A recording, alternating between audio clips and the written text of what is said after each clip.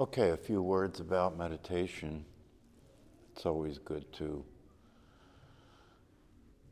refine our understanding of meditation so that we can be more effective in our practice.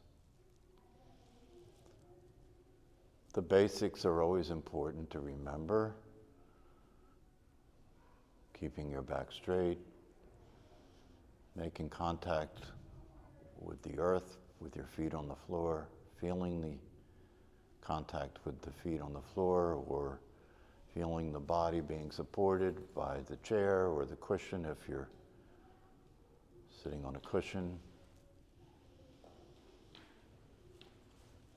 And then it's also important to understand that part of the practice is relaxing the body. Our bodies carry tension more than we realize, more than we're aware of. And so during the practice, we want to allow the body to completely relax, let the shoulders release, let the weight of the body drop to the floor.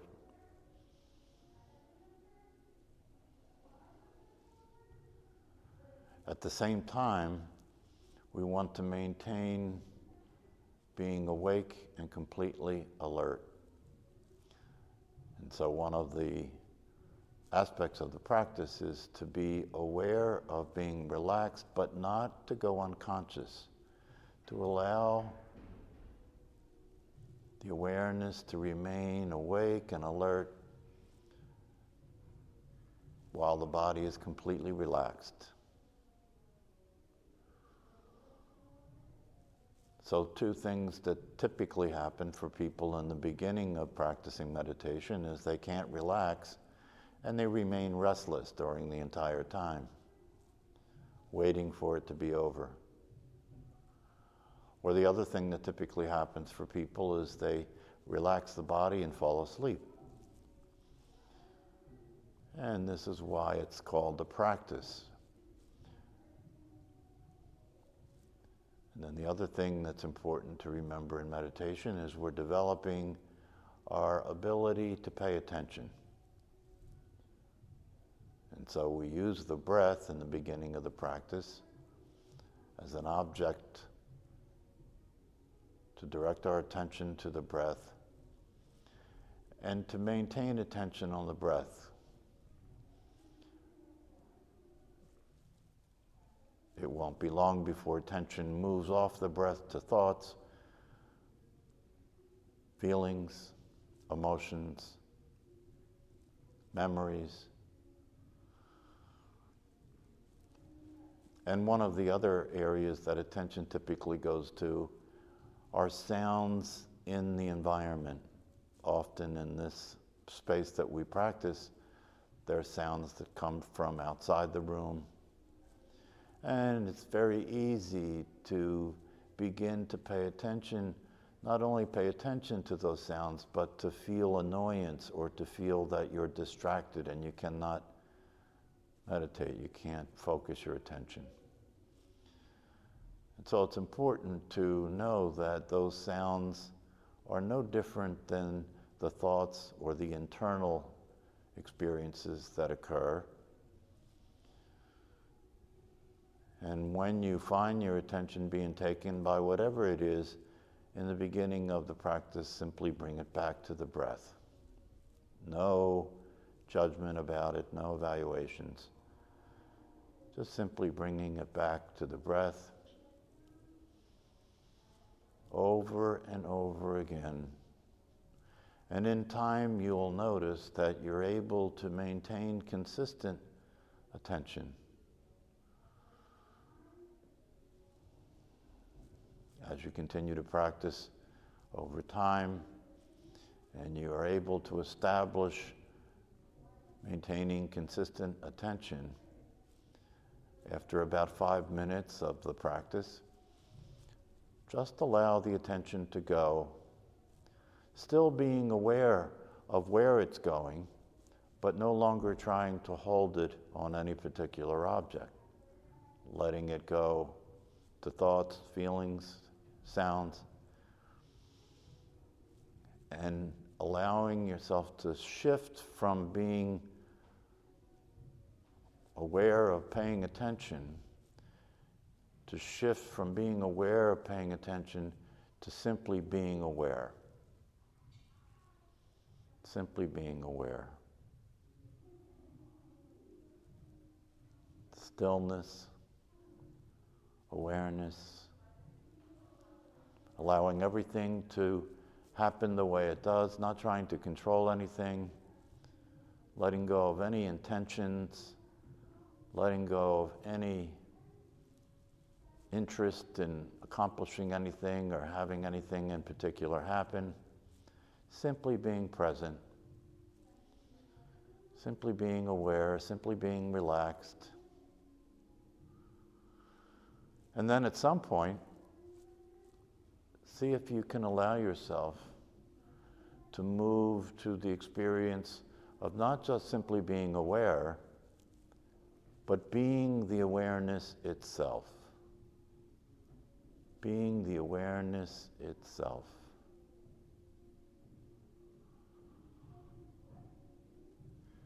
This is a movement to the reality of the experience that we have, because in truth we are the awareness itself. And so to let go of the idea that I am being aware, but rather I am awareness itself. And then the next step, and this may be something that you practice over time, the next step is to see if, as you're being awareness itself, that what was appearing to be in awareness and the awareness are the same thing. This is a non-dual experience. And then see if you can simply be what's happening. The awareness and what was appearing in the awareness become one thing. There's no distance from you, between you and what's happening. In fact, you become what's happening. You become life itself. This is the fulfillment of the practice of meditation.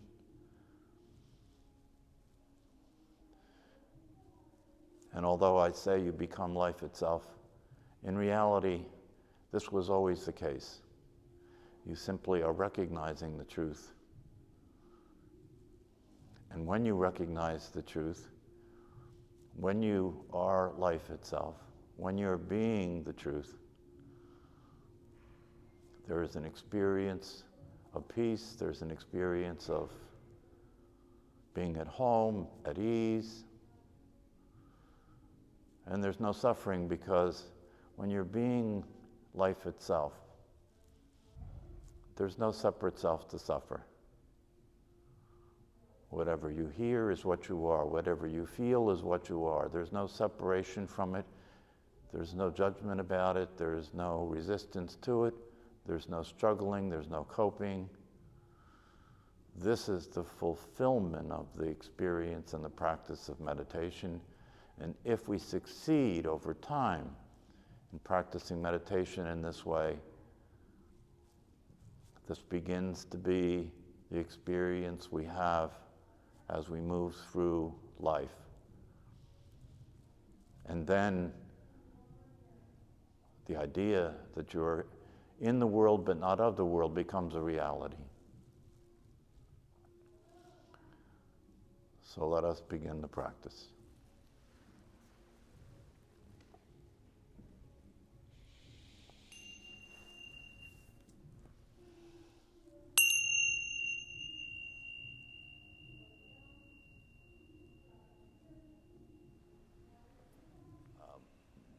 When meditation is being taught, and when non-duality is being taught, and when these teachings about reality and about our true nature are being taught, the teacher-student relationship is kind of like buckshot. It's kind of like buckshot in the sense that The teacher has to appreciate the fact that everybody in the room is going to be in a different place. Everybody in the room is going to have a different understanding of these matters, and it'll be all over the place. So the teacher will try and speak about this in different ways at different levels of understanding, so that everybody gets a shot, everybody can relate to something. In fact, a lot of times teachers will say, anything that I say that is confusing or you don't understand, just forget about it. Don't worry about it. You'll get it later. So when you talk about when you talk about time, some teachers will say, practice being in the present moment. And so that gives some people who have a certain understanding, usually the neophytes, people who are relatively new with these things, that gives them something to aim at, something to focus on. Other teachers will say, you can't be anywhere but in the present moment, so you don't have to do anything to be in the present moment. And all you have to do is get that, and then that's the end of that. So you don't need to do anything to be in the present moment.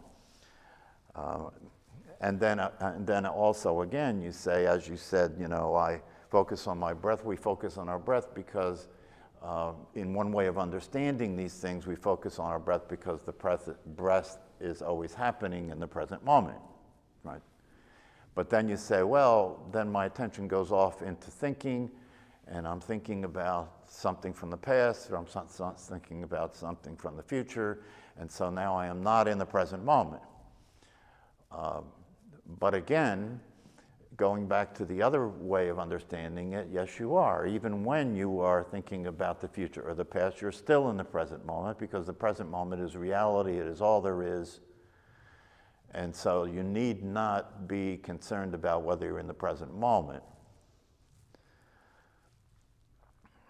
So part of what I'm trying to get across to you is that, as a lot of the teachers say, if some teachers talk about the nature of the teaching to just help people understand why they say things that seem to be contradictory, or say things that don't seem to fit together, or maybe seem to be paradoxical. And they do that because of there have to be certain concessions made in order to speak to everybody that's listening, because you're speaking to different listening. You're speaking to people who are listening differently. And so I try the best I can to bring people along in terms of first of all, letting go of the necessity to understand everything, right? And to have everything fit the ideas you already have or be rational.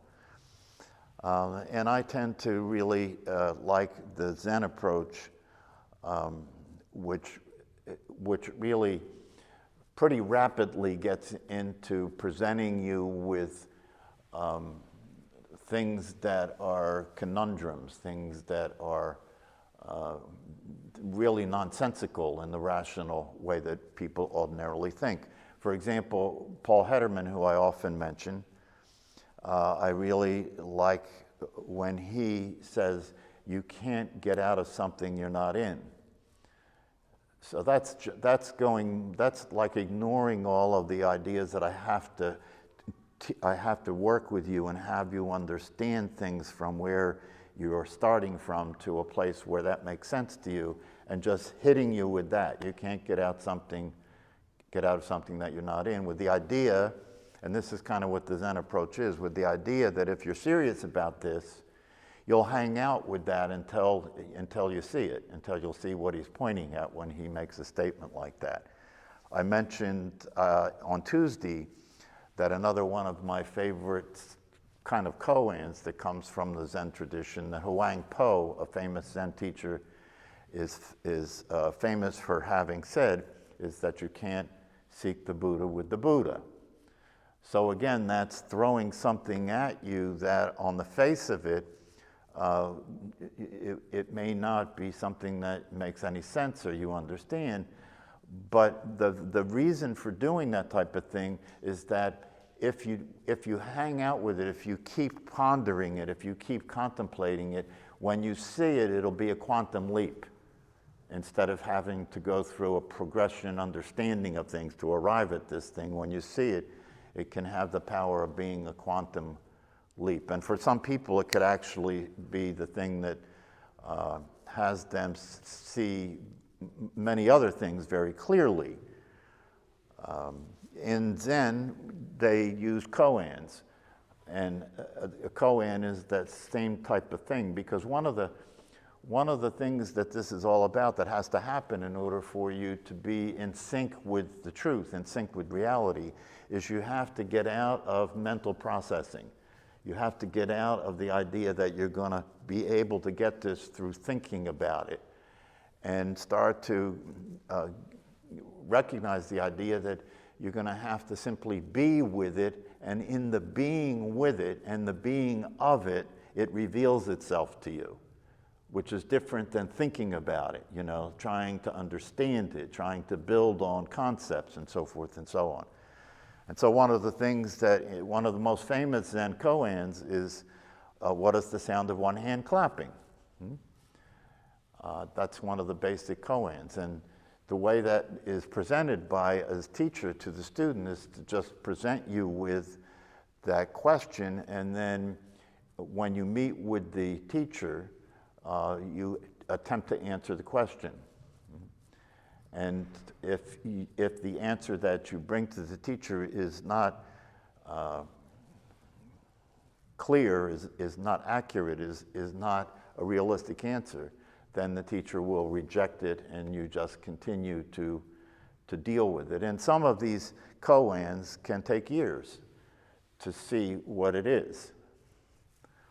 So I'll give you I'll actually tell you a possible answer to that koan, right? That would be a correct answer. None of the koans have a specific one answer. It's more a matter of the teacher can tell whether you're seeing what the koan's trying to do, you know, in terms of keeping you from answering it from a figuring out place, right? So if you look at that koan, what is the sound of one hand clapping, and you engage with the answering of that koan, you'll go through a process, you know, your mind will automatically start to come up with answers, you know, to try and see if you can get what the answer to the koan is. But one possible answer that could be the correct answer if you see it, not just if you get the answer, but if you actually see it, is the sound of one hand clapping. See if you can get this. No. No. No. The sound of one hand clapping, here's the answer, right? See if you can get this. The sound of one hand clapping is the sound of one hand clapping. That would be a possible correct answer. Does anybody see how that's so?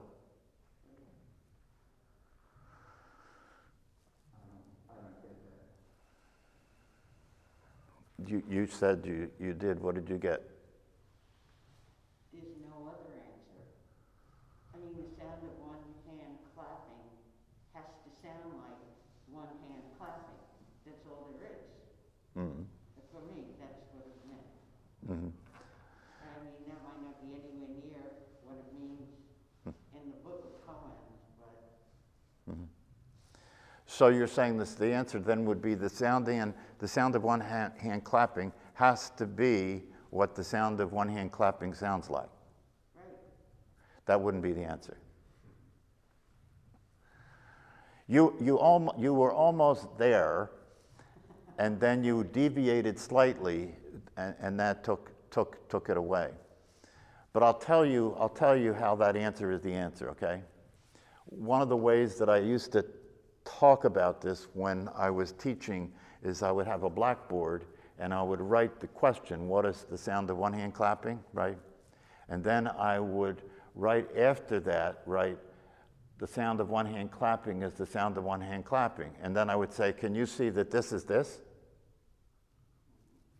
Do you understand? It's not referring to anything. It's self-referential. So the sound of one hand clapping is the sound of one hand clapping. It's not referring to anything else, you see. The mind will take that and do what you did, Bob. It'll start imagining, well, wait a minute, how do I, right? It has nothing to do with any of that. It is simply what it is, which is what was said. It's self-referential. Deal with koans, and when you deal with things like what is awareness, it really is a matter of the teacher having a sense of where you're coming from about it, not specifically what you're saying. You could be saying something that's close to it conceptually, but still missing the gist of it, the feeling of it, the actuality of it, you know what I mean? And so in the same way, yes, it is true that koan can be a very, very powerful revelation when you realize that it is the same as saying, who are you? Who am I? It's the same question. The experience of that is what the teacher's wanting to see whether you get, like that.